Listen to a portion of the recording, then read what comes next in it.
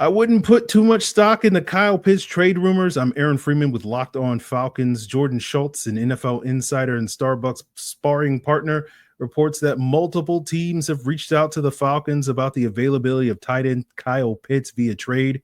He says nothing is imminent and reports that the Falcons want to keep Pitts, but if any serious trade talks were to happen, it would require a team giving up at least a day 2 pick.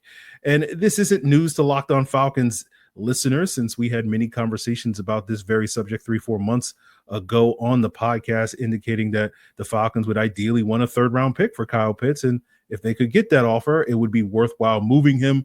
And alongside trade rumors involving former Falcons tight end and current Miami Dolphins tight end Jonnu Smith being on the block, I wouldn't read too much into tight end trade rumors. The tight end trade market is seemingly dead.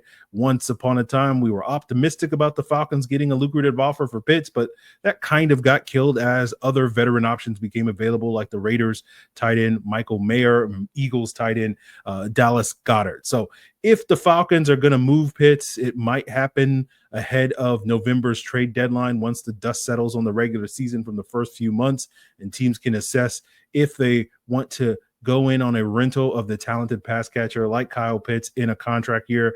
But in the meantime, the Falcons are just going to hope that they can get the most out of Kyle Pitts as they push for the playoffs this year. So if you want to keep up to date with the latest Atlanta Falcons news and rumors that NFL insiders will be covering 3 or 4 months from now, make sure you follow Locked On Falcons, part of Locked On Podcast Network, your team every day.